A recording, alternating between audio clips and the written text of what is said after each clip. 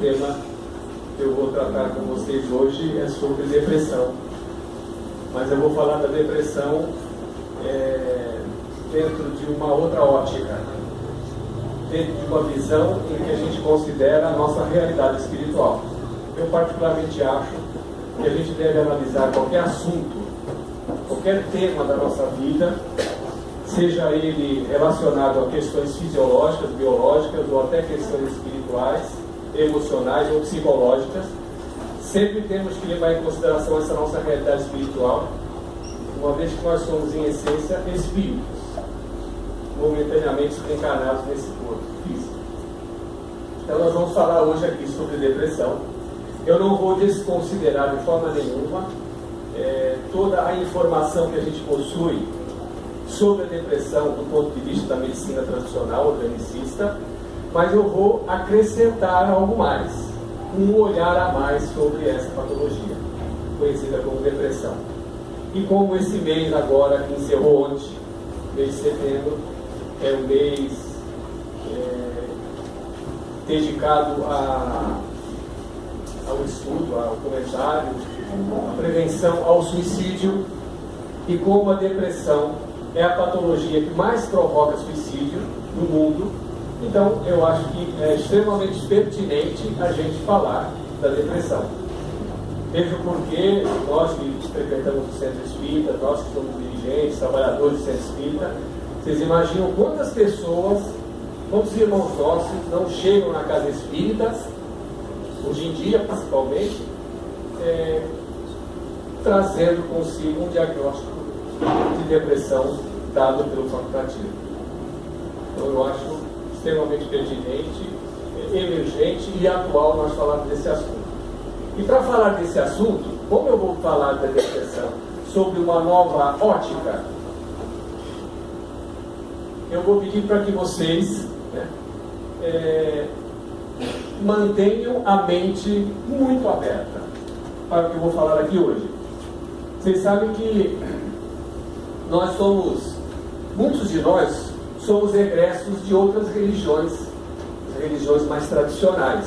Quantos de nós que estamos aqui hoje já não frequentamos a Igreja Católica, o templo evangélico, mesmo aqueles que são espíritas desde a infância, que já nasceram no lar espírita, que já falavam de reencarnação no café da manhã com os pais, mesmo esses, com certeza, em outras vidas, já estiveram ligados a essas religiões tradicionais. Eu mesmo já descobri, através da regressão de memória, que eu fui um padre em outra vida. Então, todos nós estamos ligados a essas religiões porque elas existem há muito tempo. E vocês sabem que dentro das religiões tradicionais, não o espiritismo, mas dentro dessas religiões tradicionais, existe um sacerdócio organizado. Alguém dotado ou instituído de um poder, de uma autoridade, que está ali na frente falando, e as pessoas têm que acreditar no que ele está falando. Muitas coisas do que ele fala você não pode nem discutir, porque se trata de um dogma, e dogma você não discute. Mas no espiritismo não. No espiritismo, a própria recomendação de Kardec é que nós passemos tudo pelo crivo da razão, do bom senso, da lógica. Nós não devemos acreditar nas coisas só porque o palestrante está aqui na frente dizendo. Então, o que o palestrante está aqui na frente dizendo, vocês têm que pensar, será que é isso mesmo? Vou consultar lá no livro, vou ver se realmente faz algum sentido isso que ele está dizendo. Isso é saudável, isso é necessário que nós façamos. Então, pelo que eu vou expor hoje aqui, da depressão dentro dessa ótica, eu pediria que vocês então pensem no que eu vou dizer, no que eu vou expor, e vejam então se faz algum sentido. Eu costumo dizer que eu realmente não sou um sacerdote, eu não sou, posso ter sido já, mas não sou hoje, eu não sou um guru que vocês devam acreditar cegamente. Então, ouçam o que eu tenho a dizer como se eu fosse um professor e vocês fossem os alunos. E eu digo para vocês, olha pessoal, presta atenção que vai cair na prova a matéria de hoje. Ok? E como nós estávamos então comemorando, que finalizou ontem, o Setembro Amarelo, que é uma data, um período que foi dedicado a discutir sobre o suicídio, e até no movimento espírita houve um trabalho intenso na divulgação dessa matéria, porque era realmente importante. E só eu vou dizer para vocês alguns dados estatísticos antes de nós entrarmos na questão da depressão, propriamente dita. Para vocês terem uma ideia com relação ao suicídio, que hoje já se tornou um caso de saúde pública, em virtude do número crescente de suicídios que ocorrem no mundo, no Brasil, inclusive adolescentes, jovens cometendo suicídios, apresentando transtornos de depressão. Para vocês terem uma ideia, no mundo são praticamente ocorre um suicídio por minuto. No Brasil, são cada 45 minutos uma pessoa se suicida. Então, enquanto nós estivermos falando aqui hoje, provavelmente uma pessoa já terá se suicidado. A cada 3 segundos no mundo ocorre uma tentativa de suicídio. E é a terceira causa de morte de jovens e adolescentes. E um suicídio, uma pessoa que se suicida, ela impacta 60 pessoas que fazem parte das suas redes sociais, familiares, amigos. Existe como a gente fala, fatores de risco que as pessoas às vezes estão envolvidas e que acabam fazendo com que elas cometam suicídio. Por exemplo, quem já tentou suicídio outras vezes tem uma chance 6 vezes maior de realmente cometer o suicídio.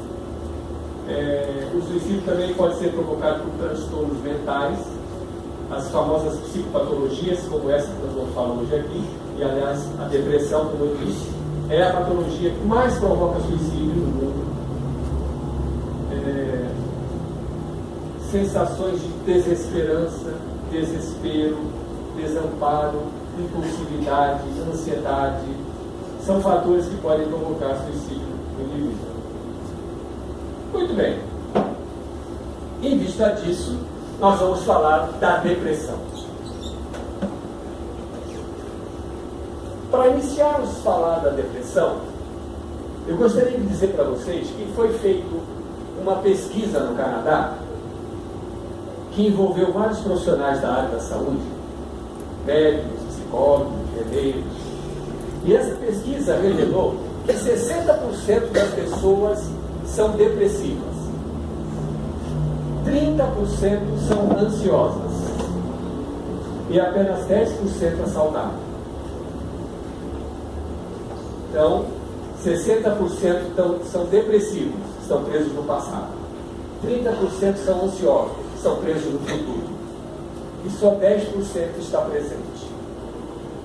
Então, quantas pessoas são aqui? Mais 100? Então, só 10% está aqui. Eu sempre costumo brincar dizendo assim, que a gente tem que estar com a nossa mente aonde está nosso corpo. Então, nosso corpinho bonito está aqui agora. Então, vamos manter a nossa mente aqui. Não vamos ficar ruminando, né, as mágoas do passado, que nos tornaram depressivos. Não vamos ficar antecipando as dores do futuro, porque o ansioso faz isso.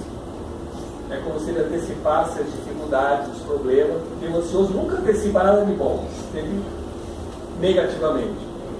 Então vamos permanecer aqui. E essa pesquisa revelou essa realidade que faz parte de nós. Vocês sabem que, na verdade, existem 3 tipos de depressão. Existe aquela depressão que a gente chama de depressão endógena. Vou explicar. Endógena, como o nome diz, de dentro. Então, significa o seguinte, que existem certas patologias orgânicas que podem provocar sintomas de depressão. E os sintomas de depressão mais clássicos, quais são? Tristeza, desinteresse pela vida, apatia, distúrbios neurovegetativos, que é distúrbios do sono, distúrbio alimentar. Esses são os sintomas clássicos da depressão. Existem certas patologias orgânicas que podem provocar sintomas de depressão, sem que necessariamente a pessoa seja depressiva. Por exemplo, pessoas que sofrem de hipotireoidismo. Então, é uma disfunção da glândula tireoidiana que não produz o hormônio em quantidade suficiente. Então, a falta desse hormônio na corrente sanguínea, no nosso corpo, pode provocar no indivíduo sintomas de depressão. Sendo que essa pessoa, ela não é depressiva. Aqueles sintomas são em decorrência da patologia orgânica. Por exemplo, algumas doenças autoimunes, como lúpus, diabetes, também pode provocar sintomas de depressão. Alguns tipos de traumatismo craniano também podem provocar sintomas de depressão. Então, é essa que nós chamamos de depressão endógena. Mas prestem bem atenção. Essa pessoa não é uma pessoa depressiva. Esses sintomas é em função da patologia. A outra depressão é aquela que a gente chama de depressão exógena. O nome fala exógena, de fora de nós. Então, existem certas situações da vida, certos reveses, certos estresses da vida que a gente enfrenta, que pode provocar sintomas de depressão. Então, dependendo do indivíduo, da pessoa, e de como ela lida com aquela situação externa, ela pode ficar depressiva. Então, por exemplo, a perda de um ente querido. Então, você perde um ente querido, ou porque ele foi embora, deixou você, ou porque ele desencarnou, é uma pessoa querida, amada, você vai ficar depressivo, muitas vezes. Vai ficar triste. A gente até acha estranho quando uma pessoa que perdeu alguém amado está lá no velório impassível, do lado do caixão. A gente acha até estranho isso, porque a gente espera que a pessoa fique triste. Poxa, mas ele perdeu uma pessoa que ele gostava muito, por que ele está desse jeito? A gente espera que a pessoa fique triste.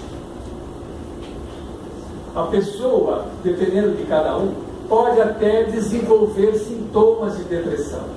Mas é claro que, com o tempo, estima-se que de 6 meses a 1 ano, mais ou menos, esses sintomas vão desaparecendo.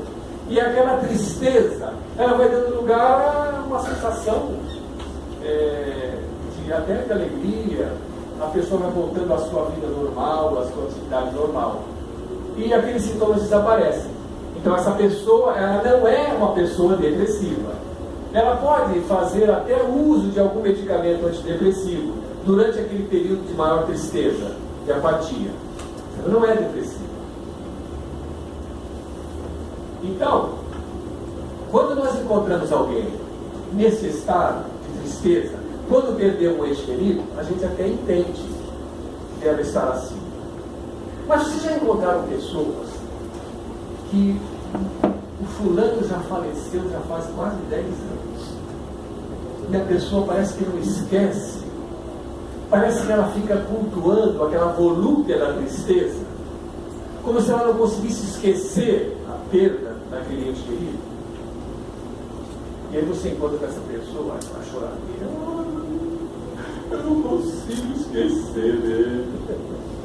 A gente até evita encontrar pessoas assim, que até atravessar a rua, porque você sabe que vai vir aquela choradeira, aquela cantilena, aquela ladainha de choro, mas essa pessoa, ela não está mais triste. A tristeza já tem lugar a um outro sentimento. O que vocês acham que essa pessoa está sentindo agora? O que eu quero estar sentindo agora tem muito a ver com o que nós vamos falar aqui hoje. O que vocês acham que ela está sentindo?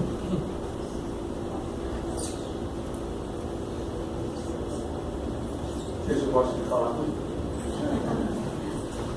Nós podemos sentir 6 sentimentos. O ser humano sente 6 sentimentos básicos: medo, raiva, tristeza, amor, alegria e culpa.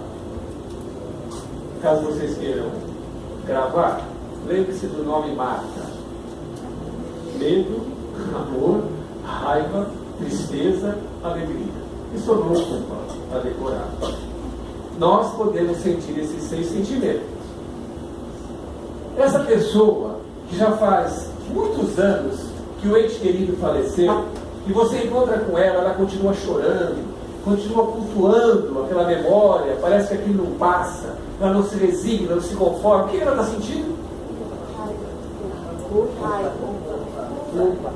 Culpa?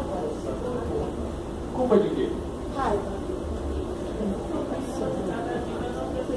Está sentindo raiva. Raiva? Raiva de quê? De quem? Raiva do fulano, que quando ele morreu. Raiva de Deus, quem mandou levar ele? Porque a pessoa não se conforma, não se resigna, não admite. Mas você diz assim, mas nossa, mas ele estava sofrendo tanto na cama, com aquela doença que estava corroendo ele por dentro. Não, mas ele tinha que estar comigo, porque eu não consigo viver sem ele. Raiva. Então essa é uma depressão, que a gente chama de exótica, dependendo de como a pessoa, o indivíduo, lida com a situação.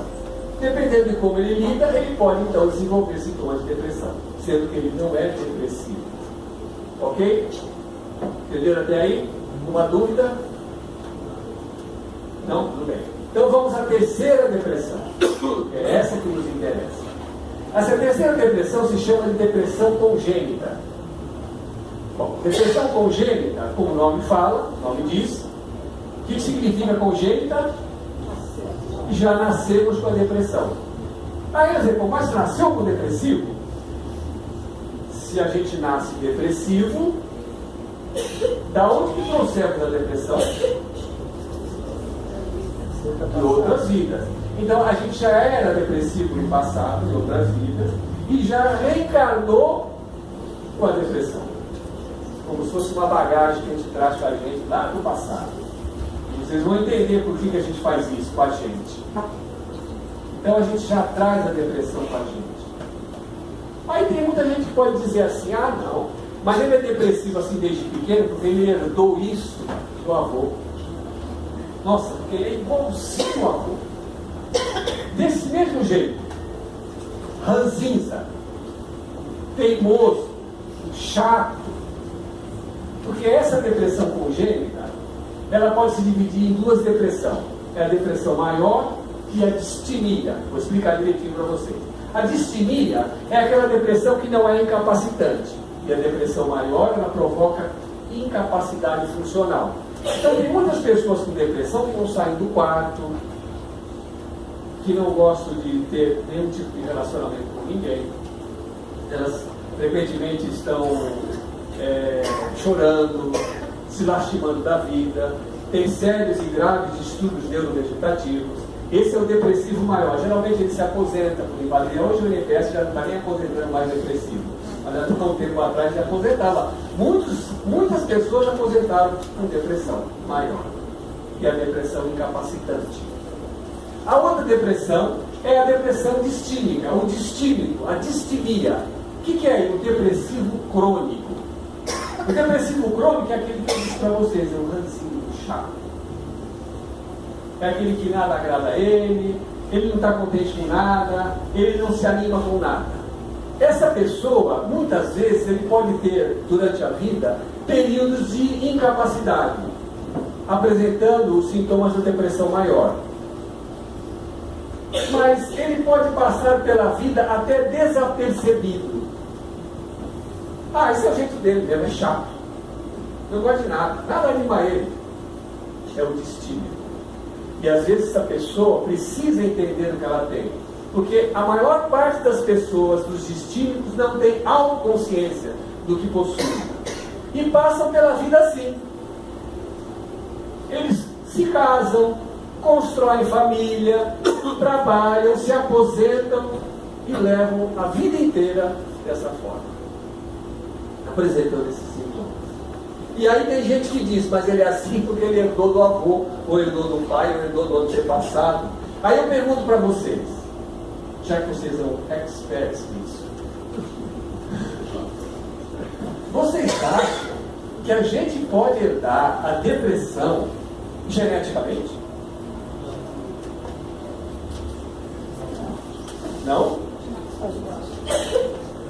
Será que nós podemos herdar a depressão de um antepassado nosso?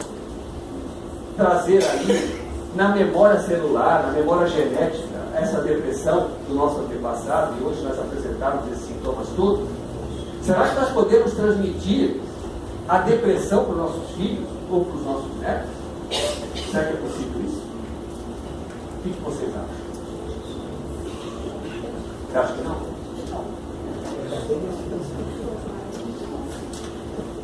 Vocês ouviram falar do projeto Genoma?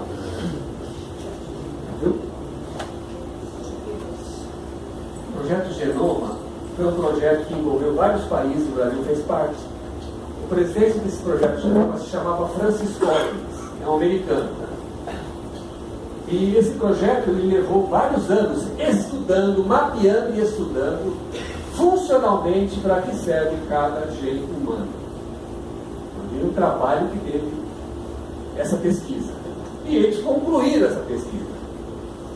E vocês sabem que conclusão que eles chegaram no final desse projeto Genoma? Pasmem.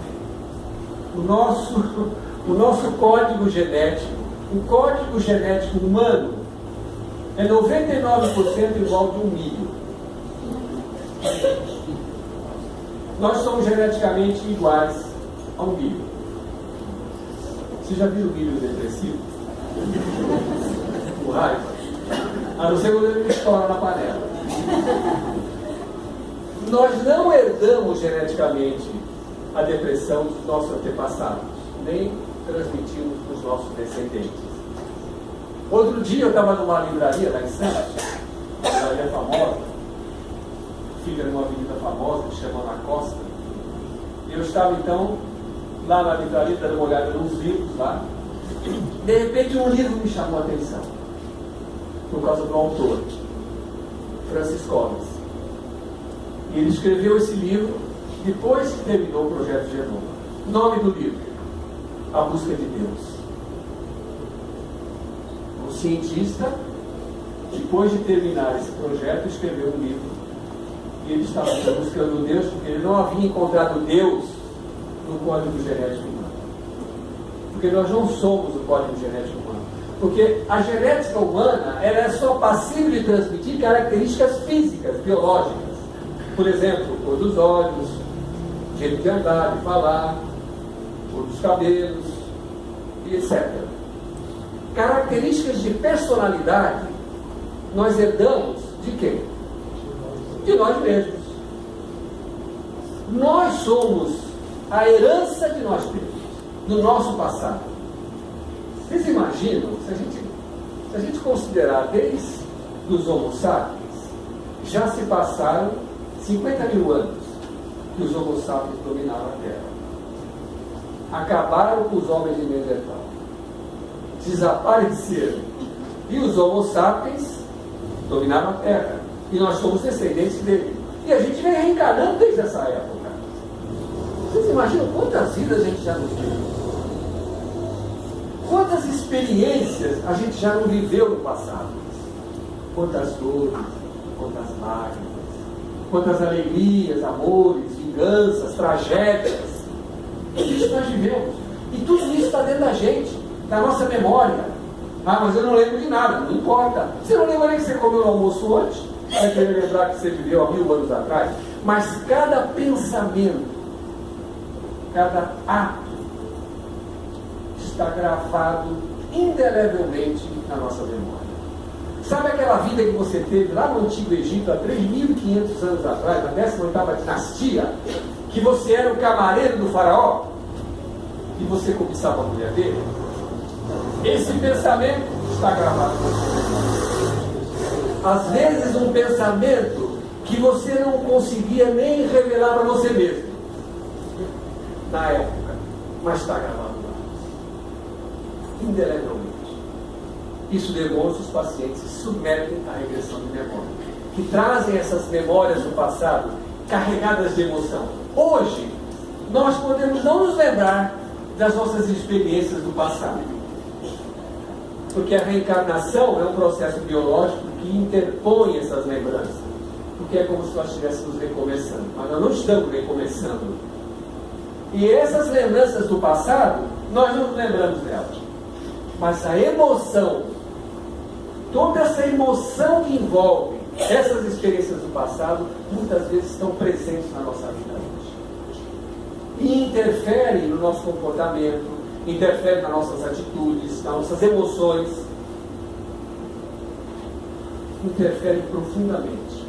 Eu sempre procuro dizer, explicar que nós não somos pessoas racionais.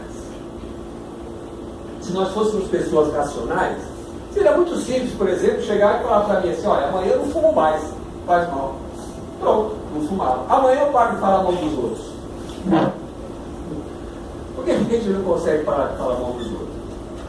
Primeiro, gera prazer no cérebro. E segundo, que nós não somos pessoas racionais, nós somos pessoas emocionais. Então, na verdade, quem decide na nossa vida, quem faz escolhas, são as nossas emoções, não é a nossa razão. Então eu procuro dizer o seguinte, que a maior parte de nós não possui emoções. São as emoções que nos possuem. Muitas vezes nós somos controlados pelas emoções. Ou então são essas três formas de depressão. E a que nos interessa estudar, porque de fato a pessoa é depressiva, é a distimia, a depressão crônica. Certo? Muito bem. Se nós estamos falando que a depressão ela está ligada às nossas vidas passadas, se nós estamos dizendo e apostando na ideia de que essa patologia está ligada às nossas experiências de outras vidas, nós estamos falando de reencarnação. E a reencarnação é um tema exaustivamente discutido dentro do Espiritismo, dentro da Casa Espírita. Porque nós somos religiões reencarnacionistas. Existem muitas religiões reencarnacionistas. A maior parte das religiões do planeta são reencarnacionistas. É que nós moramos num país católico, mas a maior parte das religiões do planeta são reencarnacionistas. E nós somos reencarnacionistas. Então nós estamos apostando então que a etiologia, a causa da depressão remonta ao nosso passado. Estamos falando de reencarnação. E vocês sabem que mesmo nós espíritas, muitas vezes fazemos confusão com relação à reencarnação. Querem ver? Vou fazer uma pergunta. Vocês acham que reencarnação é um castigo? Pensem bem antes de responder. Só ter certeza. É o que? De quê? Ela está dizendo, a nossa irmã aqui, que a reencarnação é uma oportunidade de aprender. Isso? Concordam ou não? Se melhorar. Evoluir. Concorda? Todo mundo concorda com isso? Podemos então comparar a reencarnação com uma escola? Podemos? Estudar é um castigo?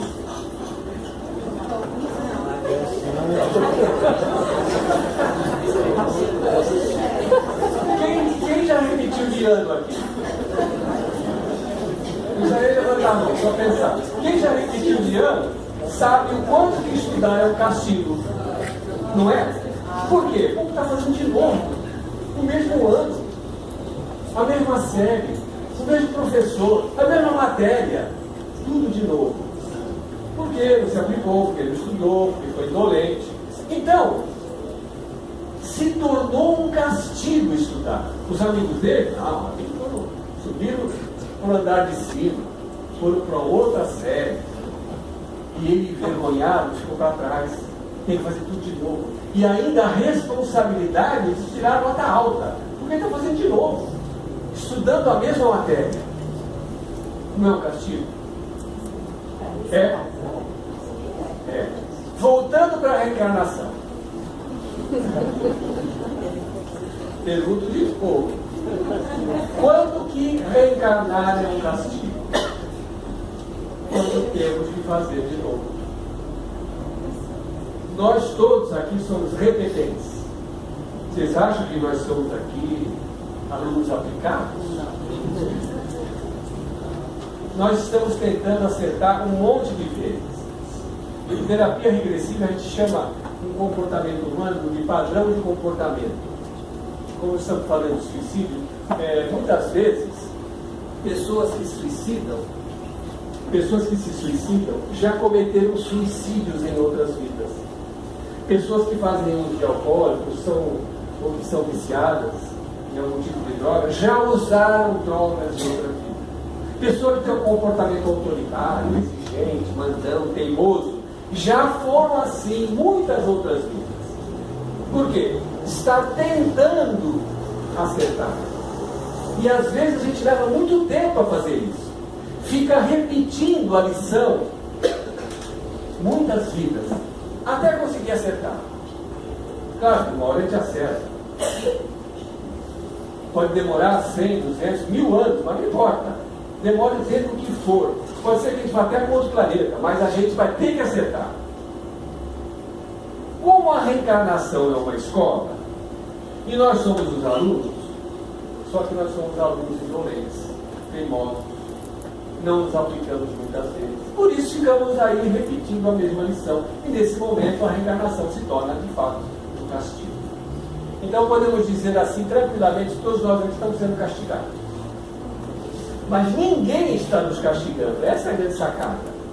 Ninguém está nos castigando. Deus não está castigando. Nós mesmos estamos fazendo isso conosco. Porque não é fácil aprender. Não é fácil se modificar, se transformar. Mais fácil é tomar fluoxetina.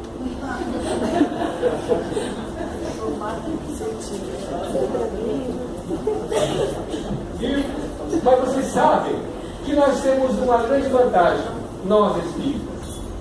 Você sabe que dentre todas as religiões que existem, os espíritas são os mais devedores. Essa é uma notícia. A boa, nós somos os mais arrependidos.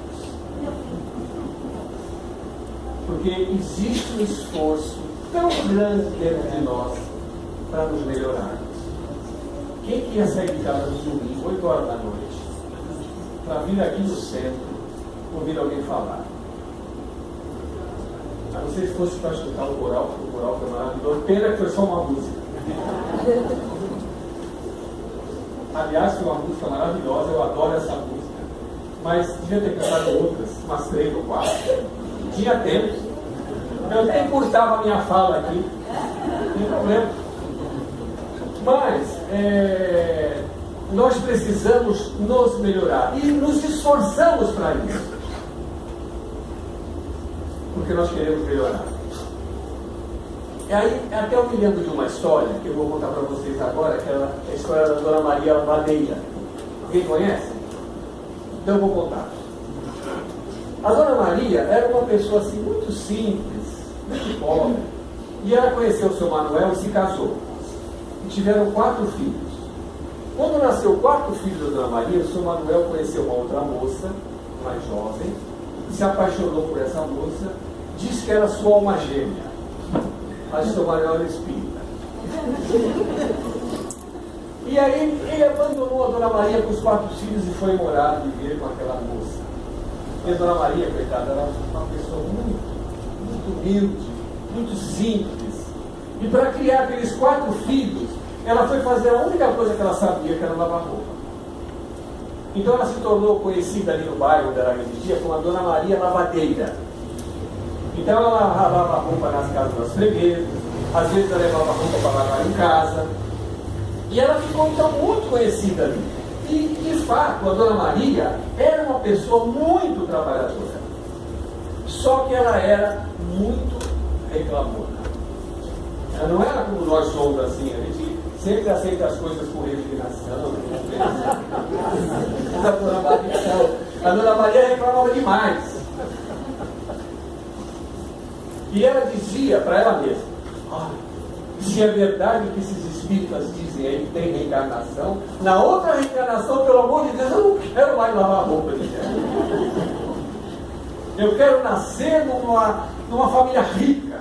Eu quero ser uma pessoa importante. Eu quero que as pessoas façam as coisas para mim. Lavem a minha roupa. Eu não quero mais lavar roupa, dizia a Dona Maria, frequentemente.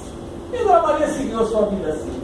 Envelheceu, seus filhos cresceram, e até que um dia ela desencarnou e foi para o mundo espiritual. Quando ela foi para o mundo espiritual, ela passou por umas dificuldades, dado que era uma pessoa que reclamava muito, apesar de ser uma pessoa de bom coração e trabalhadora, e ela se viu numa situação difícil, mas logo surgiu ali uma caravana de espíritos socorristas e então levaram a Dona Maria, juntamente com outros espíritos que estavam ali, para uma colônia espiritual. Ela passou por um tratamento, logo se recuperou, e aí a Dona Maria foi fazer um curso lá no mundo espiritual. Ela foi fazer um curso de como é viver no mundo espiritual. Olha que interessante. A gente tem que voltar para lá, viemos de lá. E aí tem que fazer um curso para aprender como é que é viver lá. Porque a gente vive tanto tempo aqui e esquece. Aí eu vou aprender como é que viver no mundo espiritual. Então a Dona Maria estava assim no seu primeiro dia de aula, sentadinhos assim, como vocês estão? Agora eu um professor, porque eles já sabiam que se tratava de um espírito de muita luz, de muito conhecimento, de muita sabedoria. De repente entra o professor. Todos ficam admirados com a presença do professor, com a sua inteligência, com o seu carinho, com a sua atenção com aqueles alunos. Explicou, a aula correu assim maravilhosamente bem. Terminada a aula, os alunos foram saindo, a Dona Maria ficou no final. Quando todos os alunos saíram, ela se levantou para falar com o professor. Eu gostaria de falar com o senhor, porque eu gostaria, eu sei que eu um dia precisar reencarnar, sim, então, só que eu não queria reencarnar. Eu queria permanecer aqui para sempre. Não, mas ela sabe que a senhora um dia vai ter que voltar para o mundo espiritual. Pois é, eu sei disso. Eu sei que eu vou precisar voltar. Mas eu gostaria que o senhor, por favor, me mandasse uma vida que eu não precisasse mais lavar. O senhor pode olhar na minha ficha, quanta roupa eu lavei. Porque nós temos uma ficha no mundo espiritual. Vocês sabem disso, né? O pessoal do centro falou para vocês?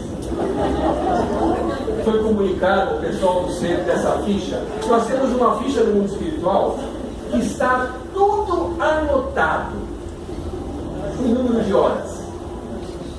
Então está escrito lá: tantas horas gasta estudando, tantas horas gastas se divertindo, tantas horas gastas trabalhando, tantas horas gastas reclamando, falando mal dos outros, e por aí vai. Está tudo anotado. E a Dona Maria, já sabedora dessa ficha, que quando ela estava encarnada, não sabia, estava tudo sendo anotado. E quando ela desencarnou, ficou sabendo da ficha, chegou para o professor e falou: "Você pode dar a minha ficha?" E o professor, como era uma pessoa muito amorosa, muito bondosa, ele disse para a Dona Maria: "Então só dá licença um minutinho que eu vou lá pegar a sua ficha para dar uma olhada." Aí ele saiu da sala e voltou com a ficha da Dona Maria na mão. Era um tablet. Ele então olhou para o tablet. Dona Maria, acho que não vai ser possível atender o seu pedido. Mas como? Só pode olhar aí. Olha quantas horas eu passei lavando roupa. Sim, está anotado aqui em número de horas, está aqui observando. De fato, a senhora lavou muita roupa, muito tempo lavando roupa, mas é que tem tanta reclamação da roupa que a senhora lavou. A senhora vai ter que voltar e lavar de novo. Quantas Dona Maria não existe aqui? A gente reclama muito. O Emmanuel dizia que quando a gente reclama de algo, é a mesma coisa que se nós reclamássemos de um cobrador que bate na nossa porta para nos cobrar No dia que te mandou ele passar. Mandou ele passar. Aí a gente pediu para ele lá cobrar a gente naquele dia. Porque ele pode reclamar. Mas a gente reclamou muito. Mas voltando então à depressão, para a gente não se perder. Então a depressão, ela está ligada às nossas experiências do passado. A depressão, como eu expliquei no início para vocês, ela não é uma patologia orgânica. Embora a medicina tradicional, a medicina organicista considere isso. Por quê? Vocês acham que a depressão é uma coisa nova? Vocês acham que a depressão é uma doença desse século? Não? Tem certeza? Na época de Kardec, a depressão chamava melancolia. Tem inclusive no Evangelho segundo o Espiritismo, capítulo 5, lá um trecho desse tamanho que fala da melancolia. Eu gostaria que vocês, ao sair daqui hoje, não sei se vocês vão ter essa paciência ou a lembrança, de chegar em casa, abrir o Evangelho no capítulo 5 e ler o item da melancolia. É um item pequeno assim. Eles não entendiam direito o que era melancolia já naquela época. Ainda hoje também não entendem. Então, tem um trechinho assim, leiam. Quando vocês lerem, quando saírem daqui e chegar em casa, vocês lerem, vocês vão avaliar, refletir, se o que está escrito ali não faz sentido com o que eu vou explicar para vocês aqui hoje, sobre a depressão. Que na época de Kardec se chamava melancolia. Mas a depressão é muito mais antiga. Muito. Vocês sabem que existe um pecado capital que foi instituído ali, dentre os 7, por causa da depressão. No ano de 1100 alguma coisa, o Papa Gregório se apropriou de algumas informações da Grécia Antiga e compilou os 7 pecados capitais. Vocês lembram dos 7 pecados capitais? Alguém lembra? Vê se alguém tem a recordação dos 7 pecados. Gula, luxúria, inveja, avareza, ira, preguiça,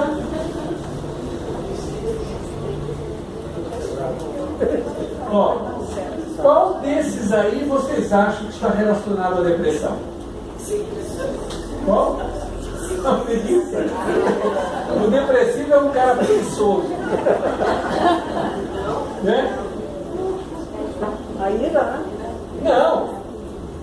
O pecado da preguiça, ele foi instituído por causa que não se entendia naquela época, como não se entende ainda hoje, por que determinadas pessoas, tendo tudo na vida, uma família, um trabalho, começam, de repente, a demonstrar aqueles tipos de comportamento daqueles sintomas da depressão.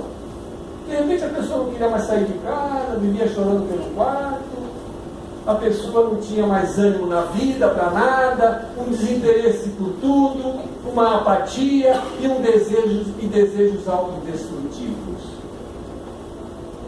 Como hoje, naquela época ainda não se entendia bem por que as pessoas agiam dessa forma.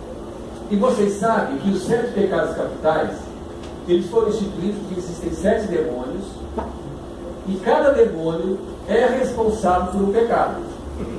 Então eles entendiam que a pessoa agia daquela forma por causa que existia algum demônio, o demônio da preguiça.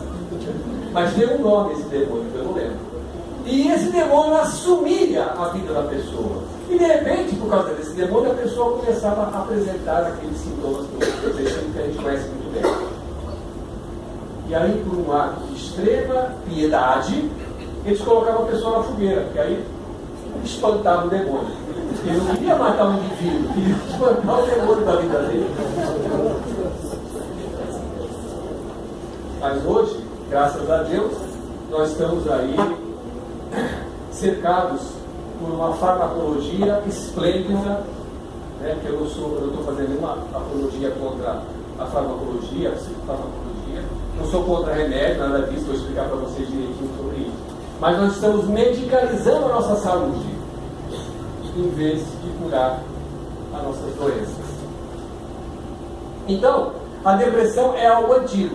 Mas os primeiros estudos científicos efetivos com relação à depressão só aconteceram após a Segunda Guerra Mundial. Foi quando descobriram que pessoas que apresentavam esses sintomas de depressão possuíam no cérebro uma quantidade muito grande de uma proteína chamada proteína G, que é a guanosina. Essa proteína G, ela é o receptor das monoaminas. O que são as monoaminas? Monoaminas são os hormônios como endorfina, noradrenalina, dopamina. São os hormônios que estão relacionados diretamente ao nosso humor, principalmente a endorfina. Então, descobriram em estudos do cérebro, após a morte do indivíduo, porque naquela época só conseguia se estudar o cérebro depois que o indivíduo morria. Mas hoje não. Hoje, com os avanços da medicina, da tecnologia, é possível estudar o cérebro do indivíduo vivo. Então, existem hoje as máquinas de ressonância magnética, que são exames estruturais, e tem as máquinas de PET scan, que são exames funcionais do cérebro. Então, é possível hoje avaliar o funcionamento e a atividade cerebral do indivíduo vivo. Então, naquela época, descobriu-se que uma pessoa depressiva apresentava uma quantidade muito grande dessa proteína no cérebro. E essa proteína, ela na verdade é o receptor desses hormônios da dopamina, hormônios das monoaminas, responsáveis pelo nosso humor. Então, a partir daí, concluiu-se a medicina tradicional, organicista, concluiu-se que os sintomas da depressão são em decorrência dessa quantidade exagerada dessa guanosina no nosso cérebro. Logo, começou uma corrida vertiginosa da indústria farmacêutica para criar medicamentos que pudessem inibir essa proteína, a guanosina. Foi quando surgiram os primeiros medicamentos antidepressivos, no final da década de 70, que eram chamados os medicamentos IMAL. IMAL é os inibidores das monoamina oxidase, inibidor da proteína. A maioria dos remédios antidepressivos até hoje vão atrás dessa proteína. Inibir essa proteína, para não deixar metabolizar uma quantidade muito grande de endorfina no nosso cérebro. Porque a endorfina é um calmante natural. Nós temos calmantes naturais no nosso cérebro. A endorfina é um deles. É o hormônio mais ligado diretamente ao nosso humor. Quem já, por exemplo, fez, só como exemplo, quem fez atividade física, quem correu aqui já, por exemplo, 10 km? Quem já correu 10 km? Você já correu 10 km? Quem mais correu 10 km?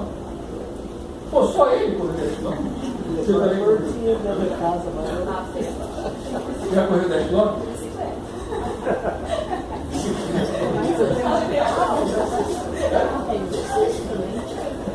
É um exercício correr 10 km de bicicleta. Mas quem correu 10 km a pé sabe do que eu vou falar. Essa sensação que você sente. Você pode confirmar isso que eu dissesse. A sensação que você sente quando você termina de correr, você toma uma chuveirada, toma um banho, é uma sensação agradabilíssima, indescritível em palavras. E essa sensação agradável, ela é produzida por esse calmante natural que nós temos no nosso cérebro, que se chama endorfina. Então, tem inclusive atletas que ficam viciados em endorfina. Mas se eu não correr, eu passo mal. Viciado em endorfina. Mas é um calmante natural. Não tem problema nenhum você ser viciado em endorfina. Pode fazer bastante exercício, não tem problema. Então, uma quantidade adequada desse hormônio produz essa sensação agradável, essa sensação de relaxamento, essa sensação de paz, quietude que você sente. Mas uma quantidade exagerada desse hormônio produz a apatia, a languidez, a depressão, a tristeza. de pessoas depressivas, foi constatado uma quantidade muito grande dessa proteína que metaboliza uma quantidade muito grande da endorfina, produzindo então todos aqueles sintomas da depressão. Daí a medicina tradicional concluiu que, na verdade, a depressão é causada por isso.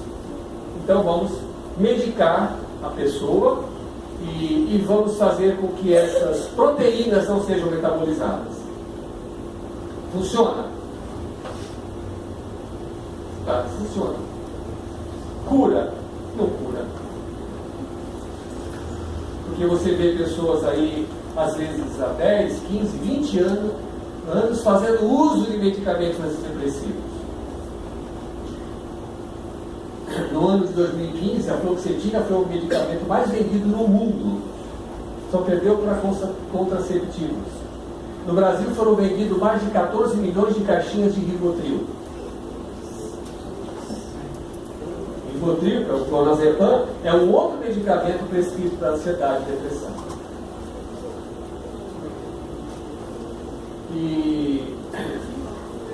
E por mais que se conheça a geografia cerebral, por mais que se conheça hoje a intimidade da matéria, por mais que se descreva todos os sintomas clássicos de determinada patologia, como a depressão, parece que todo esse conhecimento, a depressão continua desafiando. Porque, apesar de tudo, as pessoas não conseguem se curar da depressão. Por quê? Porque, na verdade, a pessoa depressiva não é uma pessoa doente. Ela não tem nenhuma patologia orgânica. Ah, mas e essa disfunção desses hormônios no cérebro? Sim, mas por quê? Que de repente ela começou a metabolizar uma quantidade muito grande dessa proteína G guanosina no sangue, nas células. O que está por trás disso? Aí tem até um artigo que saiu numa revista, aquela revista Mente e Cérebro. É uma revista que vem na banca, mas é uma revista científica. E teve 3 psiquiatras americanos da Universidade da Virgínia que começaram a fazer estudos em ratos e em seres humanos. E descobriram, olhem só, nessa pesquisa, que na verdade a metabolização dessa proteína G é um processo adaptativo do nosso cérebro. Não é uma patologia, é um processo de adaptação. Então vocês imaginam, por exemplo, uma pessoa que está com febre. Quando a gente toma remédio para a depressão, é a mesma coisa que nós estivéssemos tomando remédio para a infecção. Não é? Então, você toma um remédio para baixar sua febre, você está atrapalhando o seu organismo a combater aquela infecção. Não é verdade isso? Falando algum absurdo? Claro que quando a gente está com febre, a gente quer logo se livrar daquela febre, porque aquilo provoca um mal-estar muito grande. O que faziam os antigos? Quando não tinha dipirona, quando não tinha Tilenol, eles faziam o quê? Compressas de água fria, banhos escaldantes, aqueles banhos para refrigerar o corpo e baixar a temperatura. Baixar a temperatura. Não deixar ela chegar em valores críticos. Porque foi mostrado e provado que pessoas que mantêm uma temperatura febril em valores aceitáveis, elas combatem a infecção muito mais rapidamente. Então, na verdade, a febre é uma resposta biológica do cérebro que identifica uma infecção no nosso organismo e eleva a temperatura do corpo para quê? Para combater a bactéria. Olha aqui, coisa sensacional que o nosso cérebro faz. E o que acontece com o depressivo? Na verdade, a depressão é causada por essa proteína. Essa proteína, ela surge em valores exagerados porque a pessoa precisa voltar-se para si mesma. Porque ela precisa reconhecer-se, observar-se e modificar-se para que, na verdade, tenha a ver com a forma como ela está levando a sua vida. Porque, na verdade, a depressão ela está ligada diretamente ao nosso caráter. como eu falei para vocês, a depressão, ela não é uma patologia orgânica. Na verdade, a depressão está ligada à nossa personalidade. Então, existem traços de caráter em nós que podem predispor a pessoa a ser depressiva. Primeiro, vamos entender o que é caráter. Caráter é um conjunto de qualidades e de defeitos que nós trazemos de onde? Das nossas vidas passadas, certo? Nosso caráter são qualidades e defeitos que a gente vem estruturando ao longo dos anos, dos séculos, dos milênios. Vem construindo essa forma que eu sou hoje, desse jeito que eu sou. Vem construindo. Então, quais são os principais traços negativos de caráter que nós temos? Eu vou dizer 8, só para dizer os principais. Orgulho, egoísmo, inveja, ciúme, impaciência, intolerância, arrogância, prepotência. Esses são os 8 principais traços negativos de caráter que nós temos. Vou repetir para vocês guardarem. Orgulho, egoísmo, inveja, ciúme, impaciência, intolerância, arrogância, prepotência. E eu vou fazer uma revelação para vocês. Todos nós somos assim. Todos nós temos esses traços negativos de caráter. Ou seja, eu sou orgulhoso, presta atenção. Eu sou egoísta, presta atenção. Eu sou impaciente, intolerante. Eu sou invejoso, presta atenção. Claro que cada um em determinado nível. Uns mais, outros menos. Certo? Entenderam o que é caráter? Muito bem. Todas as psicopatologias que existem, todas elas, depressão, transtorno obsessivo compulsivo, transtorno do pânico, epilepsia, esquizofrenia, neuroses obsessivas, todas essas psicopatologias estão ligadas aos nossos traços de caráter negativo.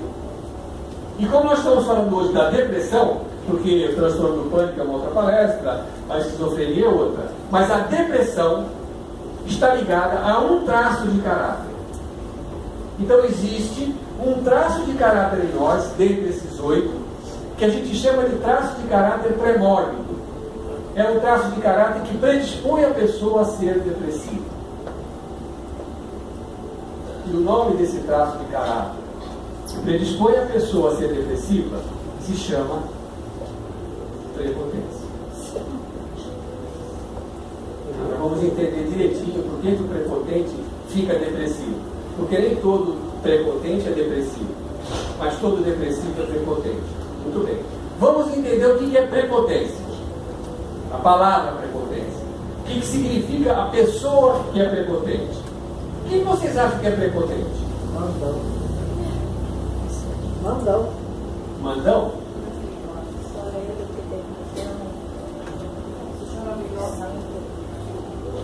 Olha, a característica de uma pessoa prepotente é assim. É aquela pessoa que quer tudo do seu jeito.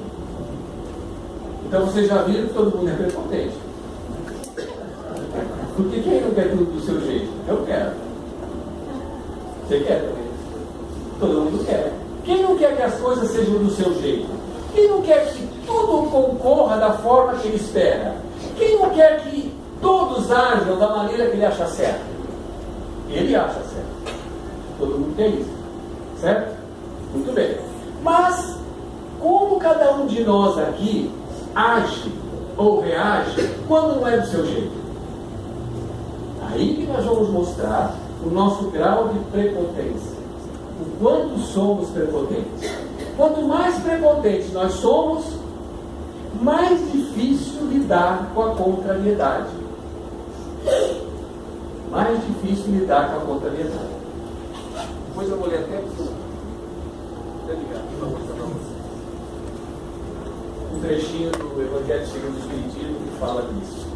Então, a pessoa que é prepotente, ela tem uma dificuldade para lidar com as contrariedades da vida. Porque ela não desenvolveu estratégias para fazer isso de forma adequada. Então, o que ela faz? Vamos imaginar o seguinte, tá? Vamos imaginar que aqui na frente existe uma pessoa, eu não pegaria um candidato, pegaria a mão, mas vamos imaginar hipoteticamente que tem uma pessoa aqui muito prepotente. Uma pessoa que tem uma extrema dificuldade para lidar com as coisas que contrariam ela na vida. Porque vocês vão entender por que essa pessoa ficou depressiva. Essa pessoa é uma pessoa muito prepotente. Pergunto para vocês, o que é que a vida faz com essa pessoa? Traz contrariedade. Oi? Contrariedade? Sim, a vida contraria ela. Mas o que é que a vida faz com ela? Vocês acham que a vida vai satisfazer as expectativas dela só porque ela quer? Ou seja, a vida vai contrariá-la. A vida não vai corresponder às expectativas delas. Não vai satisfazer os desejos dela só porque ela quer. Porque o que tiver que ser vai ser, o que tiver que não ser não vai ser. Não é assim? A vida passa em cima da gente igual um trator. Não funciona assim? Quando a gente era criança, a gente queria alguma coisa e a nossa mãe dizia assim: não, agora não posso, não tenho dinheiro. A gente já mostrava a nossa prepotência lá com os 4, 5 anos. Se jogava no chão, chorava, esperneava, prendia o fôlego, ficava roxo. Aí a nossa mãe, coitada, tinha a mão na cabeça: tá bom, moleque, tá bom, tá bom. E cedia. A vida faz isso? Só porque a gente quer? Só porque a gente é espírita? Só porque a gente dá paz, você? Mas eu sou tão bonzinho, por que ela faz isso comigo? Onde é que estão meus protetores que não me ouvem? Não adianta. Porque a vida é assim, se tiver que ser, vai ser. Por mais que você se esforce, né? Por mais que você queira, você muitas vezes não vai conseguir aquilo que você deseja. Que nem, por exemplo, uma jovem que esteja assim na idade dos 18, 20, 22 anos. Uma jovem que esteja assim naquele período da vida em que ela deseja muito encontrar um homem honesto para construir uma família, um rapaz estudioso, trabalhador, gentil, amoroso, rico, bonito.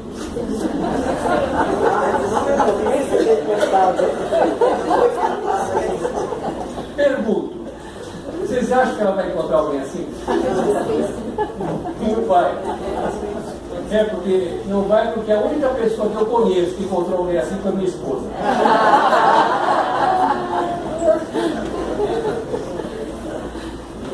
Então essa pessoa aqui, hipoteticamente, muito prepotente, a vida não vai satisfazer as expectativas dela. O que isso provoca nela? Uma sensação muito grande de fracasso, de impotência. E essa impotência, o que vai provocar nela? Veja bem, a pessoa muito prepotente, tem dificuldade para lidar na vida com as coisas que contrariam ela, né? A vida não vai satisfazer as expectativas dela só porque ela quer. Ela vai se sentir muito fracassada, impotente. E isso vai provocar o que nela? Sentimento. Qual o sentimento que vai brotar no coração desse indivíduo nessa hora? Raiva. Raiva. Vai ficar com raiva. Vai ficar com muita raiva. Não importa se é mágoa, se é irritação, se é enfesada, se é aborrecimento, que é tudo a mesma coisa. Ela vai ficar com raiva. Muito bem. O que essa raiva provoca?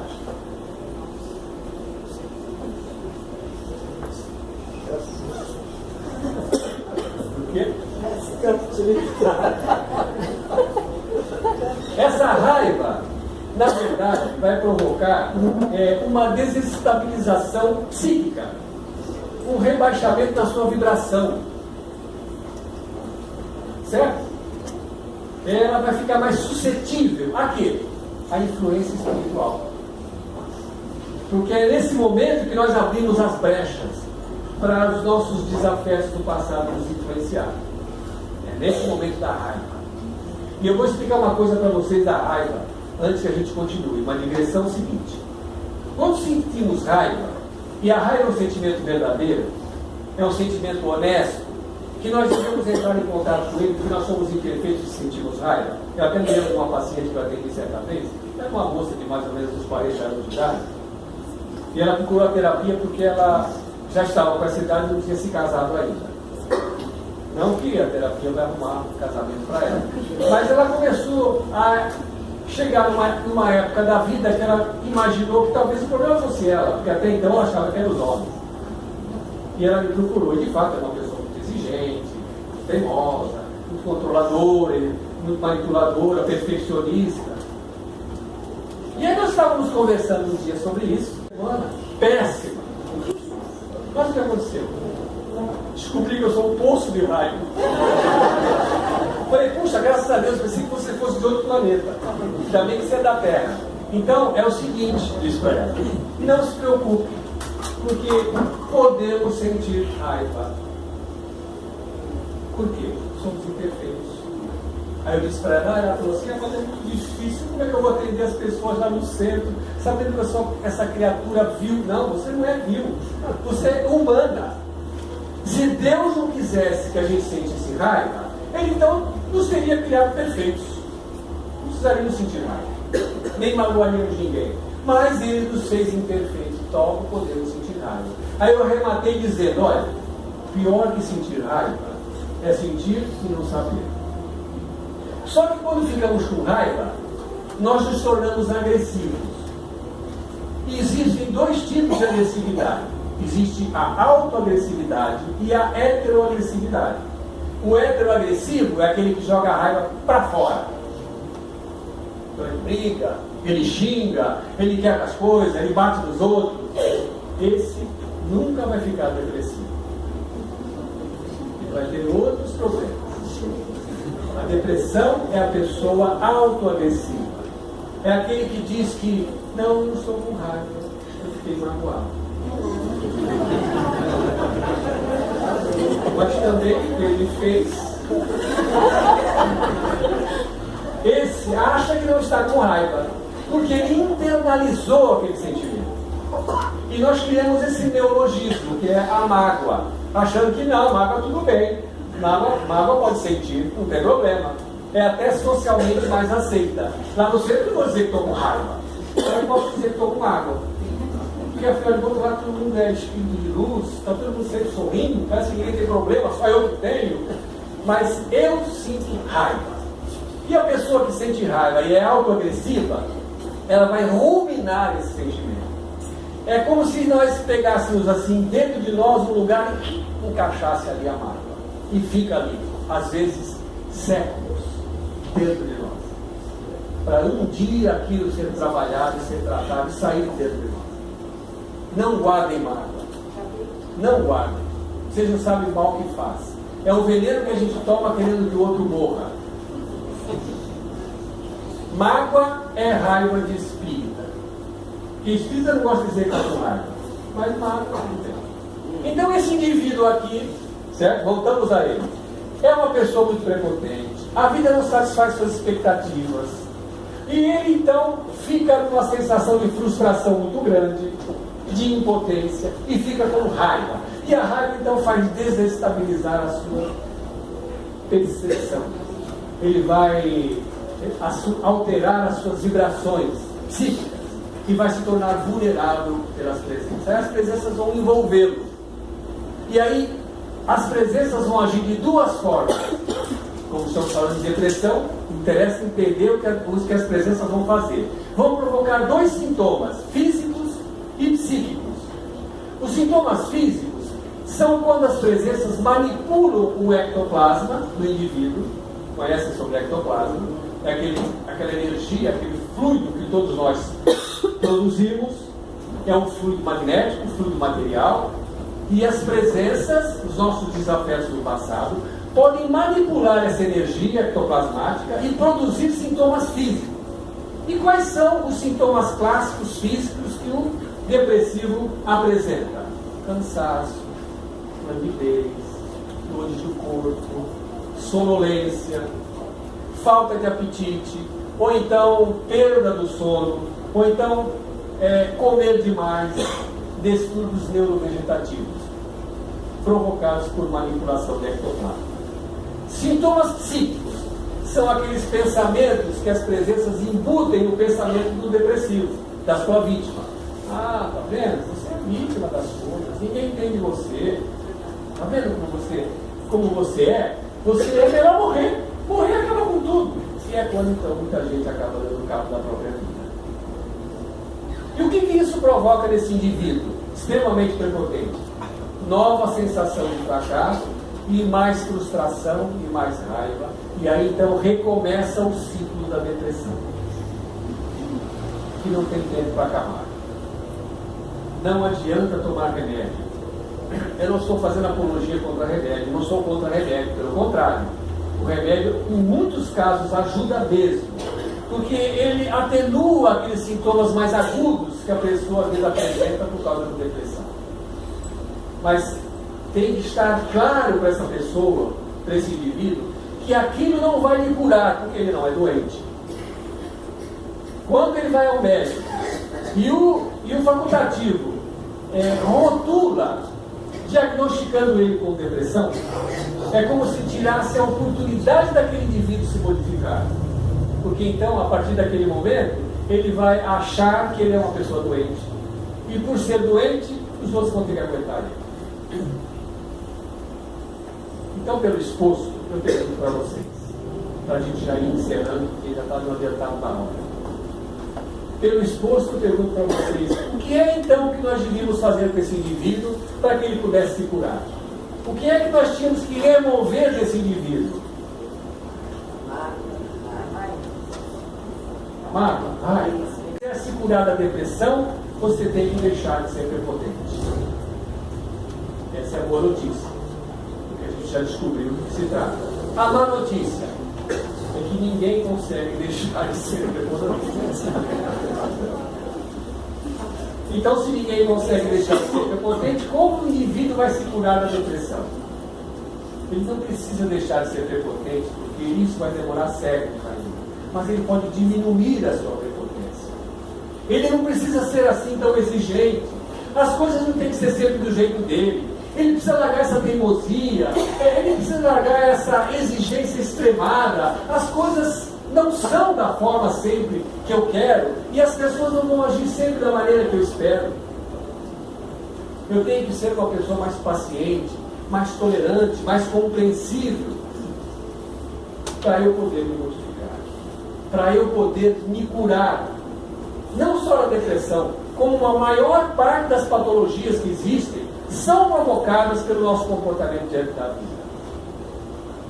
Eu não estou doente porque eu me alimentei mal, porque eu não pratiquei atividades físicas. Eu estou doente porque eu não soube lidar com as minhas emoções. Eu não soube lidar na minha vida com os estresses da